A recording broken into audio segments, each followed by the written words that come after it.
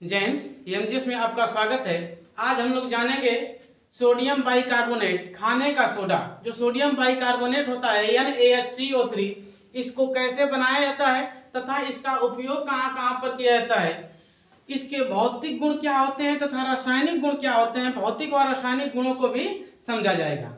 उष्मा का क्या प्रभाव होता है, जब अम्ल से अभिक्रिया करता है तब किस प्रकार के यौगिक बना देता है, इसके बारे में भी अध्ययन किया जाएगा।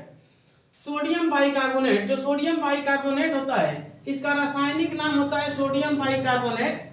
फार्मूला होता है NaHCO3, सोडियम बाइकार्बोनेट। जब किसी भी यौगिकों के बीच में हाइड्रोजन लग जाता है तो उसे हम लोग पढ़ते हैं बाई। तो Na के बीच, Na और CO3 के बीच में लग गया हाइड्रोजन, तो इसे हम लोग पढ़ेंगे बाई के नाम से, सोडियम बाइकार्बोनेट। दूसरे तौर से हम लोग दूसरे तरीके से पढ़ सकते हैं सोडियम हाइड्रोजन कार्बोनेट, यानी दूसरे तरीका से भी इसको हम लोग पढ़ सकते हैं। सोडियम हाइड्रोजन है तो हाइड्रोजन कार्बोनेट, इसी को हम लोग पढ़ सकते हैं बाइकार्बोनेट। जो इसका व्यापारिक नाम होता है, तो ये व्यापारिक नाम होता है खाने का सोडा, यानी खाने का सोडा दुकान पर जाकर कहेंगे तो दे देगा।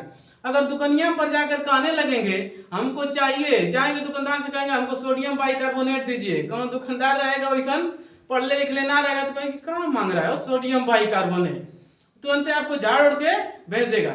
जब झाड़ उड़ के भेज देगा तो वो तुरंत आपको बताएगा, ठीक, कि बहुत बड़का पढ़ल लिखल भइलो आए बांग सोडियम बाइकार्बोनेट। क्या होता है सोडियम बाइकार्बोनेट? तो उसको मांगने के लिए, यदि दुकानों पर उपयोग के लिए, व्यापार के लिए, बेचने खरीदने के लिए जो उपयोग किया जाता है, इसके लिए नाम होता है इसका खाने का सोडा। तो खाने का जो सोडा होता है ये हो गया इसका व्यापारिक नाम। अब हम लोग समझेंगे बनाने की विधि, कैसे बनाया जाता है सोडियम बाइकार्बोनेट को। बनाने की विधि, जो बनाने की विधि होती है, इस जो बनाने की विधि में हम लोग लेते हैं सोडियम कार्बोनेट। सोडियम कार्बोनेट के जली विलयन में, सोडियम कार्बोनेट के जली विलयन में कार्बन डाइऑक्साइड गैस धीरे धीरे प्रवाहित करने पर यह सोडियम बाइकार्बोनेट का निर्माण करता है। जिसको भी यदि लिखना होगा तो वीडियो को पॉज करके इसको लिखता भी रहेगा, इसका डिफिनीशन भी लिख लेगा। तो ये हो गया Na2CO3, सोडियम के साथ अभिक्रिया। जब जल के साथ अभिक्रिया करेगा तो जल का फार्मूला H2O। अब हम लोग मिला देंगे इसमें H2O, तो Na2CO3 प्लस H2O, और धीरे धीरे प्रवाहित करेंगे CO2 gas, carbon dioxide gas. जब कार्बन डाइऑक्साइड गैस में धीरे धीरे प्रवाहित करेंगे तो यह अब बनाएगा NaHCO3।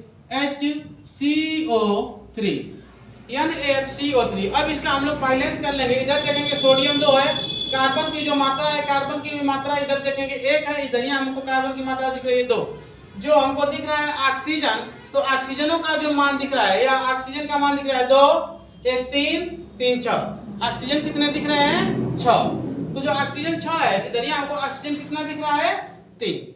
अब इसका बैलेंस करेंगे तो इधर 2 है, तो हम लोग सोडियम में कर देंगे 2 से गुणा। जब 2 से गुणा हो सब में 2 से गुणा हो जाएगा, तो सोडियम भी हो गया 2 ठे, सोडियम इधर भी 2, कार्बन इधर 1, 1, 2, कार्बन 2 एकम 2, हाइड्रोजन 2 एकम 2, हाइड्रोजन भी 2। ऑक्सीजन देखेंगे 2 3 6, हाइड्रोजन भी हो, ऑक्सीजन भी हो गया 6 गो, तो ऑक्सीजन की भी हो गया 40।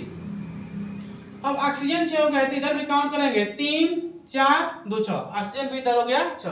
तो यह बन गया सोडियम बाइकार्बोनेट। सोडियम बाइकार्बोनेट बनाने के लिए क्या करेंगे, लेंगे हम लोग सोडियम कार्बोनेट। सोडियम कार्बोनेट के जली विलयन में, यानी जल के साथ कार्बन डाइऑक्साइड का अभिक्रिया कराएंगे तो यह बनाएगा सोडियम बाइकार्बोनेट। यह हो गया बनाने की विधि। अब हम लोग समझेंगे इसके भौतिक गुण के बारे में। इसके भौतिक गुण क्या होते हैं? भौतिक गुण, भौतिक गुण जो दिखाई दे, जो सामने दिखाई देता है, उन गुणों को हम लोग कहते हैं भौतिक गुण। तो इसका भौतिक गुण यह होता है कि यह एक सफेद ठोस क्रिस्टलीय पदार्थ है। ठोस क्रिस्टलीय पदार्थ है, क्रिस्टलीय पदार्थ है। यह एक सफेद ठोस क्रिस्टलीय पदार्थ होता है। ठोस के रूप में होता है लेकिन क्रिस्टल के रूप में होता है। क्रिस्टल अब हम लोग किसे कहेंगे? कोई भी ऐसा रासायनिक पदार्थ जिसके सभी रासायनिक अणु या इसके अणु या परमाणु एक क्रमबद्ध संख्या में यदि लगे हों, इस प्रकार के कार्बनिक पदार्थों को हम लोग क्रिस्टलीय कहते हैं। तो यह एक सफेद ठोस क्रिस्टलीय पदार्थ होता है। पहला इसका गुण हो गया भौतिक, यह एक सफेद, यानी देखेंगे तो हमको सफेद दिखेगा कि सफेद है, ठोस के रूप में रहेगा। दूसरा इसका भौतिक गुण होगा, यह जल में घुलनशील होता है। यह जल में घुलनशील होता है, घुलनशील होता है, यह जल में घुल जाएगा। तब तक का आप लोग इसका इतना स्क्रीनशॉट लेंगे। अब हम लोग जानेंगे इसके रासायनिक गुणों के बारे में, इसके रासायनिक गुण क्या होते हैं।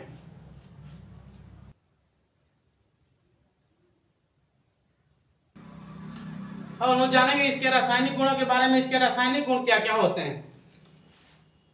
रासायनिक गुण, रासायनिक गुणों में इसका फर्स्ट पॉइंट हम लोग पढ़ेंगे कि ऊष्मा का इस पर प्रभाव क्या होता है। जो NaHCO3 सोडियम बाइकार्बोनेट होता है, NaHCO3, यह सोडियम CO3, NaHCO3 इसका फॉर्मूला है। अब इस पर ऊष्मा का प्रभाव क्या होगा कि ऊष्मा कैसे इस पर काम करती है। यदि हम लोग NaHCO3 सोडियम बाइकार्बोनेट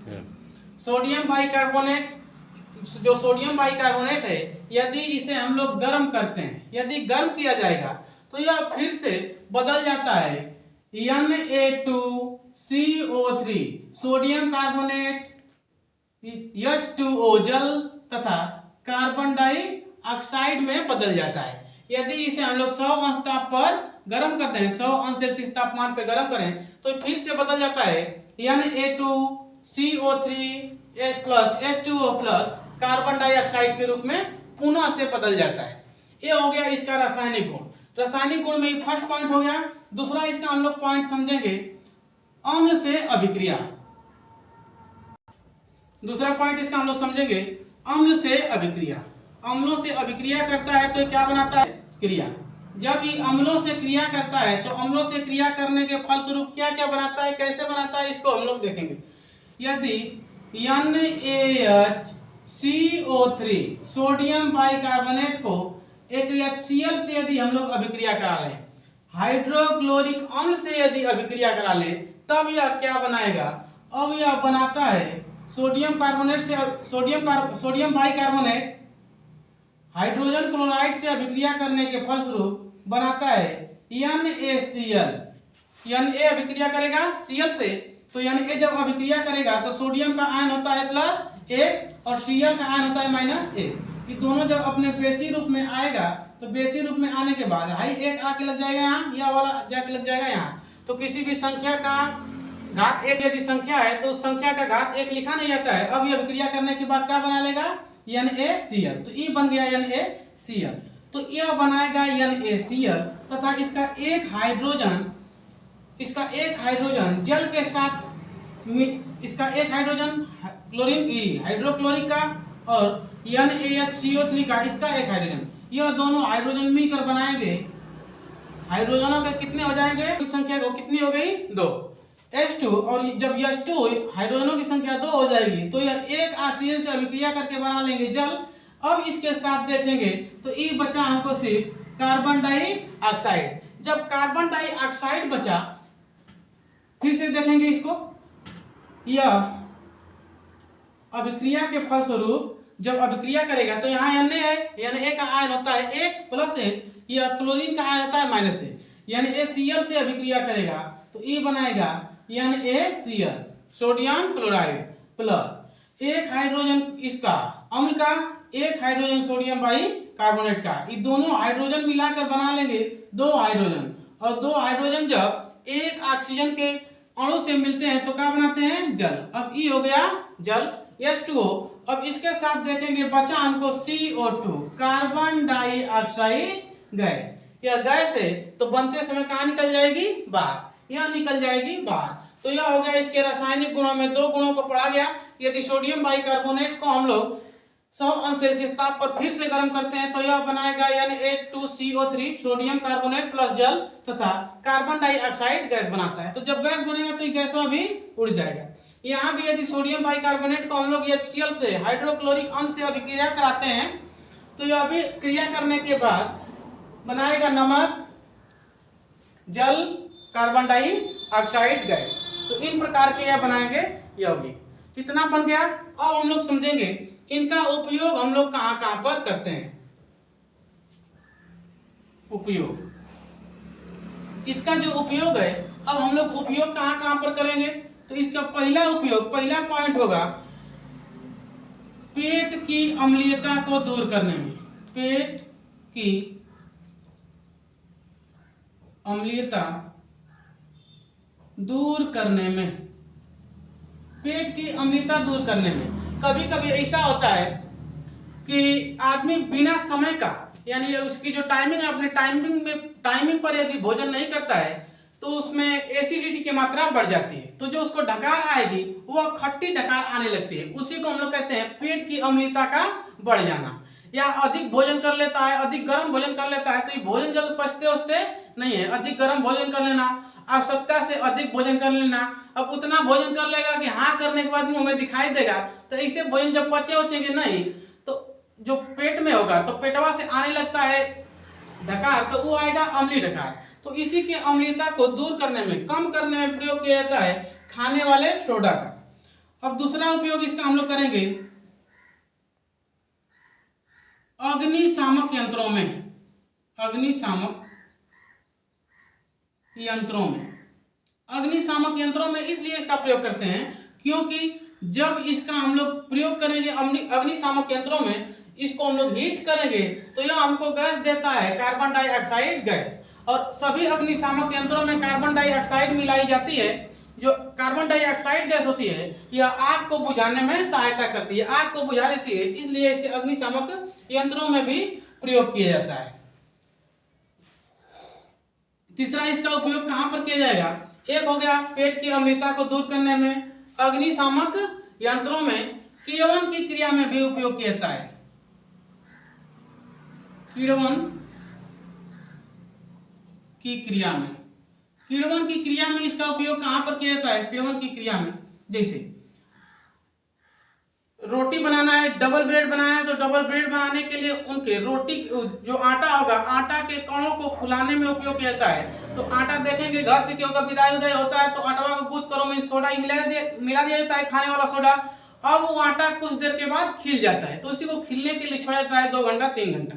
तो उसके कणों में दूरियां अर्थात दूरियां बढ़ा देता है, उसके कण हो जाते हैं आटे के दूर दूर। तो उसी के किण्वन क्रिया के लिए इसका उपयोग किया जाता है।